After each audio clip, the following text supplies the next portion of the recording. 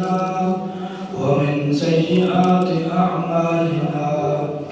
من يهده الله فلا مضل له ومن يضلل فلا هادي له ونشهد أن سيدنا ومولانا محمدا عبده ورسوله قال الله تبارك وتعالى في الكلام المجيد والفرقان الحميد أعوذ بالله من الشيطان الرجيم بسم الله الرحمن الرحيم ولا تكتموا الشهادة ومن يكتمها فإنه آثم قلبه والله بما تعملون عليم صدق الله العلي العظيم ونحن على ذلك من الشاهدين والشاكرين والحمد لله رب العالمین۔ سلام اس پر کہ جس نے بے کسوں کی دستگیری کی، سلام اس پر کہ جس نے بادشاہی میں فقیری کی، سلام اس پر کہ اسرار محبت جس نے سمجھائے، سلام اس پر کہ زخم کھا کر پھول جس نے برسائے،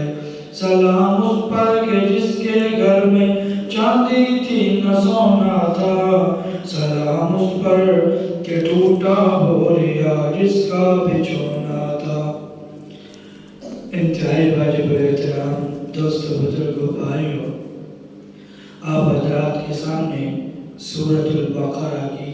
ایک آیت کی تلاوت کی ہے۔ حق تعالیٰ سے دعا ہے صحیح حق بات کہنے کی توفیق عطا فرمائے، جو باتیں دین کی سنی جائیں سیکھی جائیں، اللہ ہم سب کو عمل کی توفیق عطا فرمائے۔ الحمدللہ ہمارا سیرت النبی کا باب بڑے ذوق و شوق سے جاری ہے، آپ حضرات سے بات فرماتے آتے ہیں۔ اس وقت تک گزشتہ جمعۃ المبارک میں آپ حضرات 10 نبوی کی جو باتیں تھیں آپ حضرات نے سماعت فرمائی کہ حضور علیہ السلام حج کا انتظار کرنے لگے، حج کا موسم آیا، مختلف لوگوں کو اسلام کی دعوت دی، چنانچہ بہت سارے لوگ مسلمان ہو گئے، کلمہ پڑھ گئے، انفرادی دعوت کام آ گئی، مسلمان ہو گئے، کلمہ پڑھ لیا۔ اب ایک صحابی کا نام آپ کے سامنے ذکر کریں گے کہ انہوں نے اسلام کیسے قبول کیا۔ آج آپ حضرات 3 باتیں نوٹ فرمائیں گے۔ پہلی بات حضرت طفیل بن عمرو دوسی رضی اللہ تعالیٰ عنہ ان کے اسلام لانے کا واقعہ، طفیل بن عمرو دوسی۔ نمبر 2 حضرت امیر معاویہ رضی اللہ تعالیٰ عنہ کا مختصر تعارف، اور نمبر 3 ووٹ کی شرعی حیثیت۔ گویا 3 چیزیں آج آپ سماعت فرمائیں گے۔ حضور علیہ السلام نے فرداً کافی سارے حضرات کو اسلام کی دعوت دی، جن میں گزشتہ جمعے پر آخری جس صحابی کا نام تھا وہ سماعت ازدی رضی اللہ تعالیٰ عنہ تھا، جن کو حضور نے فرمایا کہ دیکھو تم شاعر ہو، کہنے لگے شاعر ہیں، تو حضور علیہ السلام نے بلکہ وہ تو جادو کا کام کرتے تھے، کسی نے ان کو بتایا کہ نعوذ باللہ محمد صلی اللہ علیہ وسلم پر جادو ہوا ہے، لہذا تم علاج کرتے ہو، یہ بھی علاج کر دو۔ نعوذ باللہ یہ لوگوں میں تفرقہ ڈالتے ہیں، اختلاف پیدا کرتے ہیں۔ پھر آپ نے سنا جب وہ آیا جادو کے کرنے کے لیے، جو آسیب ہٹانے کے لیے، جادو کا اثر ختم کرنے کے لیے، تو جب حضور کے سامنے آیا تو حضور علیہ السلام نے اس کے سامنے چند آیات کی تلاوت کی، جس کو سن کر وہ مسلمان ہو گیا۔ اب ہیں حضرت طفیل بن عمرو دوسی رضی اللہ تعالیٰ عنہ۔ وہی حج کا موقع، حج کا موسم، پتہ چلا کہ دوس قبیلے کا ایک بندہ آ رہا ہے۔ یہ یمن میں ایک قبیلہ ہے، بہت سارے قبائل ہیں، جیسے ہمارے یہاں بہت سارے قبیلے ہوتے ہیں، کوئی عوام ہے، کوئی کوئی کسی ذات کا آدمی ہے تو حضرت طفیل یہ دوست قبیلے کے آدمی تھے، یمن کے رہنے والے تھے، شاعر بھی تھے، بڑے سمجھدار تھے اور علاقے کے سردار بھی تھے۔ ان کا پتہ چلا کہ یہ آ رہے ہیں اور آگے سے مکہ سے نکل کر مشرکین مکہ نے ان کا استقبال کیا۔ بڑا آدمی ہے، علاقے کا سردار ہے، سربراہ ہے، دوست قبیلے کا بھائی نامور بندہ آ رہا ہے۔ تو پہلے مکہ کے لوگ نہیں نکلا کرتے تھے باہر، کوئی حاجی پہ آتا تو اللہ کے لیے آ رہے، لیکن جب یہ آئے تو ان کا دور سے استقبال کیا گیا، جیسے اس زمانے میں وہ لوگ استقبال کرتے تھے ان کا استقبال کیا۔ لیکن استقبال وہاں کر رہے ہیں مکہ سے باہر اور وہیں پہ ساری باتیں بتا رہے ہیں۔ حضرت آپ نے جانا ہے اندر بیت اللہ کی طرف، حرم کی طرف، مکہ میں آنا ہے۔ ہماری ایک بات ذرا سن لیں، مکہ میں ایک شخص ہے بہت بڑا جادوگر ہے، اس کی باتوں میں بہت جادو ہے، گری ہے، اور جس کو ایک دفعہ کوئی بات کر لیتا ہے یا کوئی اس کی بات سن لیتا ہے وہ اسی کا ہو جاتا ہے۔ یہ باہر ابھی حضور کے پاس وہ آئے ہی نہیں، مکہ سے باہر اس کو سمجھا رہے ہیں آپ آ تو رہے ہیں، ہم آپ کو ویلکم کرنے بھی آئے ہیں، لیکن یاد رکھیے گا جس بندے نے اس کی گفتگو سنی وہ اسی کا ہو کے رہے گا۔ آپ آئے، ہمیں ڈر ہے، ہمیں خوف ہے کہ کہیں آپ ان کی باتوں میں نہ آ جانا۔ وہ کیسا آدمی ہے؟ وہ بھائی بھائی میں اختلاف پیدا کر دیتے ہیں۔ اب یہ مشرکین مکہ طفیل بن عمر دوسی کو سمجھا رہے ہیں کہ مکہ میں قریش قبیلے کا ایک شخص ہے جس کا نام بھی بتا دیا کہ محمد صلی اللہ علیہ وسلم، محمد اس کا نام ہے، اس کے قریب نہ جانا، بس نہ اس کی بات سننا۔ وہ ایسا ہے جب گفتگو کرتے تو لوگوں میں تفکر، بھائی بھائی کا نہیں رہتا، ماں میں جو ہے وہ اپنی اولادوں کی جو ہے وہ چھوڑ دیتی ہے، بیٹے ماں کو چھوڑ دیتے ہیں، ایسا اس کا اندر اثر ہے۔ لہذا بڑے توجہ دھیان سے آپ جائیں، آپ اپنے حج کریں اور چپ کر کے اپنا واپس چلے جائیں۔ تو طفیل نے کہا ٹھیک ہو گیا جناب، جیسے آپ لوگوں نے میرا استقبال کیا مجھے بڑی خوشی ہوئی، ٹھیک ہے میں جاؤں گا، میں اس کی بات نہیں سنوں گا۔ یہاں ایک نکتہ سمجھے، عموماً ہوتا یہ ہے، عمومی طور پہ جس معاشرے میں اور آپ گزر رہے ہیں، مجھے کسی کے بارے میں بتایا جاتا ہے کہ یہ بندہ ٹھیک نہیں ہے، کسی کے بارے میں بتایا جاتا ہے یہ بندہ ٹھیک نہیں، وہی بچ کے رہنا۔ اب جب تک میں اس کی تحقیق نہیں کروں گا، میں دیکھوں تو صحیح کہ وہ بندے میں کیا فائل ہے، لوگ کہہ رہے ہیں یہ صحیح نہیں ہے، میں خود تو جا کے دیکھوں کہ وہ بندہ کیسے۔ اب طفیل بن عمر دوسی کے کان بھر دیے کہ محمد ٹھیک نہیں ہے، نعوذ باللہ وہ جادوگر ہیں، نعوذ باللہ ان کی بات میں اصل ہے، نعوذ باللہ وہ تفرقہ بازی والے ہیں۔ تو طفیل تو ان کی باتوں میں آ گئی، اچھا یہ تو ٹھیک ہے، حالانکہ مسلمانوں کو شرعی حکم یہ ہے، مجھے اور آپ کو حکم یہ ہے کہ اگر میرے بارے میں آپ کے بارے میں کوئی آدمی آ کر کوئی خبر غلط دیتا ہے، ایک دفعہ تحقیق کرنی، تحقیق کرنی۔ خود قرآن مجید میں بھی ارشاد ہے اے ایمان والوں یہ برے گمانوں میں نہ پڑو، اس لیے ان بعض الظن اسم، کہ یہ گمان یہ گناہ ہے۔ کون جا رہے ہیں، کون آ رہے ہیں، اس کے ساتھ کون ہے، یہ عورت کون ہے، یہ کون جا رہا ہے، ابھی تو یہ بھی آیا تھا واپس جا رہا ہے، اس کے ساتھ یہ گاڑی کہاں سے آ گئی، یہ چل کھاتا پیتا کہاں سے ہے، یہ بدگمانیاں، اسلام اس کی اجازت نہیں دیتا۔ اور ہمارے اندر ہے یہ بیماری ہے، اس کو کہتے ہیں روحانی بیماری، دل کی بیماری، کسی کو کھاتا دیکھ نہیں سکتے اور کسی بھوکے کو دیکھ نہیں سکتے۔ تو یہ بات یہ بھی یاد رکھیں کہ طفیل کے کان بھر دیے گئے، نہ جانا محمد کے قریب، وہ بھی سردار تھا، کہا جی ٹھیک ہے۔ اب وہ آیا، جب مکہ میں داخل ہوا، اس نے دیکھا کہ حضور علیہ السلام نماز پڑھ رہے ہیں اور قرآن کی تلاوت کر رہے ہیں۔ شاعر تھا، سردار بھی تھا، کوئی کسی کو منع تو نہیں کر سکتا۔ اس کے کان میں قرآن کی تلاوت چلی گئی، سن لیا، کسی طریقے سے سنا، حضور نماز پڑھ رہے تھے کہ گزر رہا ہوگا، سن لیا، تو آگے جب سے بڑے توجہ دھیان سے سوچنے لگا، مزہ پڑا ہے قرآن کیا کہہ رہے ہیں، مزہ پڑا ہے، آگے چلا گیا، کیونکہ کافروں نے بھی منع کیا ہوا تھا کہ بات نہ کھڑا ہونے نہ گفتگو سننی ہے۔ اس کے بعد تو فیض جب بھی آتے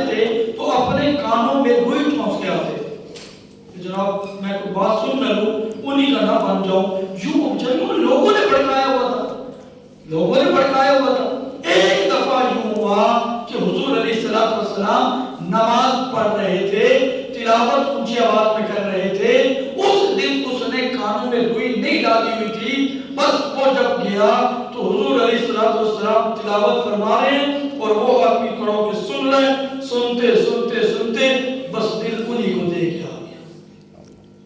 تو فیل بن عامر دوسی دل دے کے آ گیا، بس حضور علیہ السلام نماز سے فارغ ہوئے، گھر کی طرف جا رہے ہیں، پیچھے سے یہ بھی جا رہے ہیں، جا رہے ہیں۔ حضور علیہ السلام اپنے گھر میں داخل ہوئے، دروازہ بجا کر اجازت لے کر یہ بھی اندر آ گئے اور پوچھا کہ جناب یہ کیا معاملہ ہے، ساری بات بتائی کہ میں دوست قبیلے کا ہوں، یمن سے آیا ہوں، مجھے آپ کے بارے میں تو بتایا گیا تھا کہ آپ تو بڑے جادوگر ہیں، آپ کی بات میں بڑی اثر ہے، آپ تفرقہ بازی ڈالتے ہیں، لیکن آج میں نے ایک ایسا کلام سنا ہے، آخر میں بھی شاعر ہوں، واللہ ایسا کلام میں نے نہیں سنا، پہلے نہیں سنا حضرت، پہلے ایسے کلام، آپ ہیں کون مجھے بتائیں۔ تو حضور علیہ السلام نے ان کو اپنی ساری باتیں بتائیں، میں اللہ کا نبی ہوں، میں اللہ کا رسول ہوں، اللہ نے مجھے نبی بنا کے بھیجا، اللہ نے مجھے رسول بنا کے بھیجا، میرے سے پہلے شریعت ساری ختم، اب اگر کوئی شریعت ہے دین اسلام کی ہے، میں لا الہ الا اللہ کی گواہی، لا الہ الا اللہ کا حکم کرتا ہوں، یہ ہے میرا ارادہ ہے، تو بھی یہ میری باتیں سن کے اگر مسلمان ہو جاتا تیرے لیے بہتر ہے، اسلم تسلیم، اسلام لیا فرما برداری میں آ جائے گا۔ تو اس طفیل بن عمر دوسی نے وہی کھڑے کھڑے کلمہ پڑھ کے وہ مسلمان ہو گئے۔ وہی اب دیکھیں بدگمانیاں کتنی تھی، جب اصل پتہ چلا تو مجھے نکلا، یہی تو بدگمانیاں خراب کرتی ہیں ہمیں آج کل۔ تو حضرت طفیل بن عمر دوسی کا مسلمان ہوئے، انہوں نے کہا حضور میں نے تو کلمہ پڑھ لیا ہے، مجھے کوئی حکم بتائیں میں کچھ کام کروں۔ تو حضور علیہ السلام نے فرمایا جب اپنے قبیلے جاؤ گے وہاں جا کے دعوت دینا۔ چنانچہ انہوں نے جب وہاں سے نکلے اپنے علاقے میں پہنچے، جب وہاں جا کر انہوں نے اسلام کی دعوت سب سے پہلے اپنے والد کو دی، پھر اس کے بعد اپنی بیوی کو دی۔ ان دونوں نے جب اسلام کی باتیں سنی تو طفیل بن عمر دوسی کے ہاتھ پہ ان دونوں نے بھی اسلام قبول کر دیا۔ اب آگے باہر آئے، لوگوں کو سمجھایا، لوگوں ایک بات کہنا چاہتا ہوں، تمہارا آخر سردار ہوں، پورے علاقے میں تم مجھے جانتے ہو، میں تمہیں یہ بتانا چاہتا ہوں کہ مکہ میں ایک شخص آئے ہیں جو اللہ کے نبی ہیں، اللہ کے رسول ہیں، میں دیکھ کے آیا ہوں واقعتاً وہ اللہ کے رسول ہیں، لہذا تم مسلمان ہو جاؤ۔ لیکن لوگوں نے ڈاما ڈول آگے سے کیا، لوگوں نے بات نہ سنی تو چپ کر گئے۔ لیکن بعد میں دیکھا، جب بعد میں خندق کے بعد دیکھا 70-80 لوگ ایک وفد کی شکل میں طفیل بن عمر دوسی اپنے علاقے سے لے کے آئے اور حضور کے ہاتھوں پہ لا کر اسلام قبول کروایا۔ 70-80 لوگ، کہنا آسان ہے، ایک بندہ بھی کلمہ پڑھوا دے تو کام نجات کے لیے کافی ہے، تو یہ شخص اتنی محنت کر کے آئے اور انہوں نے اسلام جو ہے وہ قبول کروایا۔ تو یہ تھا حضرت طفیل بن عمر دوسی رضی اللہ تعالی عنہ۔ نبوت کا ابھی 11 سال باقی، ہم 11 سال میں چل رہے ہیں، اسی کی بات۔ دوسرا عنوان ہے حضرت امیر معاویہ رضی اللہ تعالی عنہ۔ 22 رجب، آج 21 رجب ہے، 22 رجب کو ان کی وفات ہے اور اسلام میں صحابیت ہے، اللہ تعالیٰ نے ان کو اسلام کی دولت سے نوازا۔ ایک بات یاد رکھیے گا بس، ایک قیامت کی علامت میں ایک علامت لکھی ہوئی ہے، آپ حضرات نے بھی پڑھی ہوگی یا سنی ہوگی علماء سے، علامت یہ لکھی ہوئی ہے کہ ایک دور آئے گا قیامت کے قریب کہ اس دور کے لوگ پہلے والے لوگوں کو برا بھلا کہیں گے۔ تو اس زمانے میں لوگ ہوں گے جیسے میں اور آپ ہیں، اس دور کے لوگ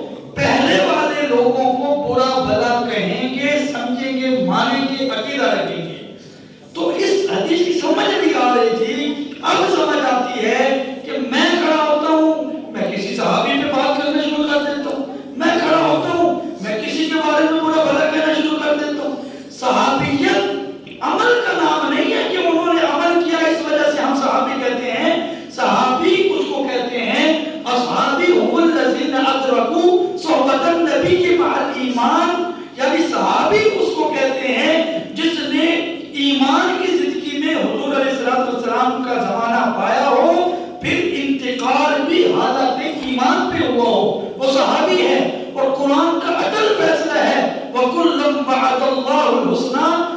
الف سے لے کے یا تک 1,00,000 کموں پہ 24,000 صحابہ، اللہ کی تمام صحابہ سے راضی ہو گیا ہے۔ بھائی اگر کوئی والد کہے کہ یہ میرے 4 بیٹے ہیں، ان 4 میں سے یہ تین جو ہیں یہ میرے حقیقی بیٹے ہیں، میں ان کے ساتھ بڑا اچھا چلوں گا، یہ چوتھا بھی حقیقی ہے لیکن آج کے بعد اس کا میرا تعلق ختم،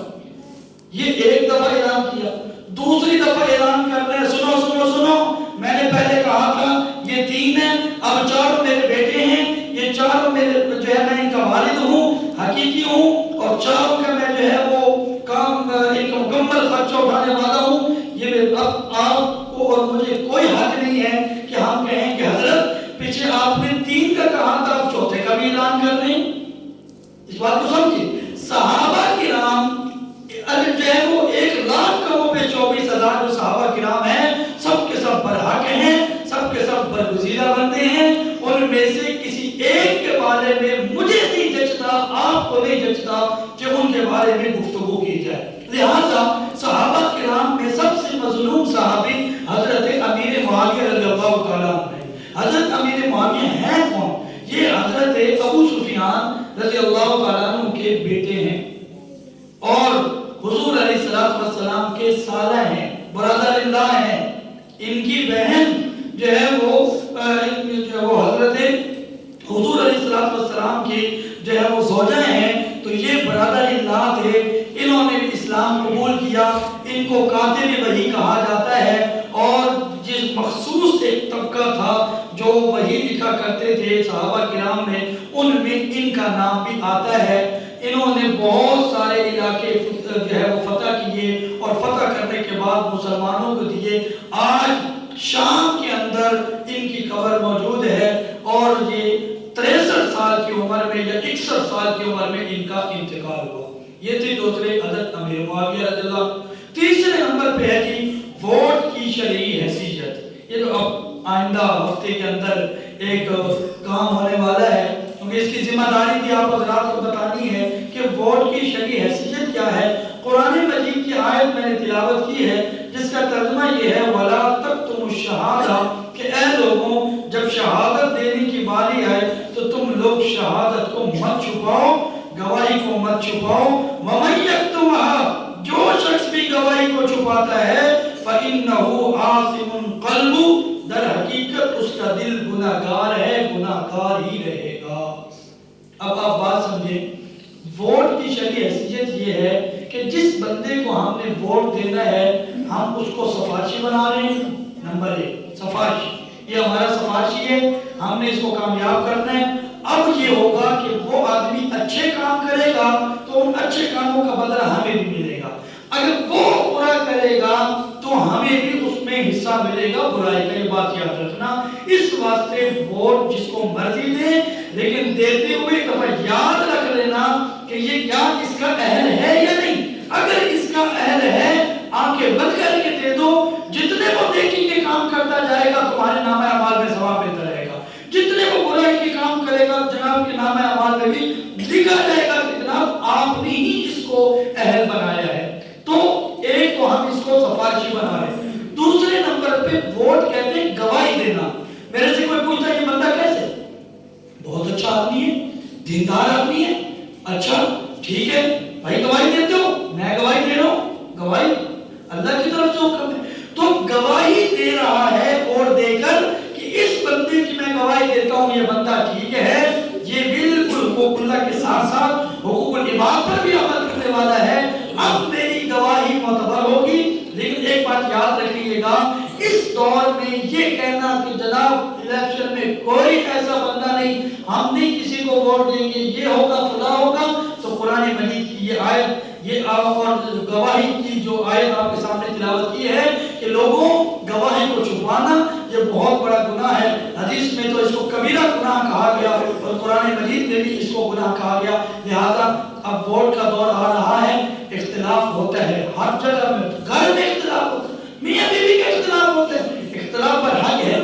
اختلاف کی آڑ میں رشتہ داری کو نہ ختم کیجیے گا، اختلاف کی آڑ میں آپس کی لڑائیوں کو نہ سامنے رکھیے گا۔ ہم مسلمان ہیں، اپنی اس مسلمانی منصب کو سنبھال کے رکھیں، کوئی لڑائی کر، جہاں دل مطمئن ہے وہاں جا کے ووٹ دے دیں، جہاں دل مطمئن نہیں وہاں ووٹ نہ دیں، لیکن ووٹ دینا ضروری ہے، ذمہ داری ہے آپ حضرات کی، لیکن اس میں اختلاف کرنا کہ آپ نے ادھر دیا ہے آپ نے اس کو نہیں دیا، فلاں ہمارے گھر میں نہ آنا، یہ اسلام ہمیں اس کی اجازت نہیں دیتا۔ اللہ سے دعا ہے کہ یہ جو عمل آنے والا ہے اللہ اس میں بھی ہم سب کو کامیابی عطا فرمائے اور صحابہ کرام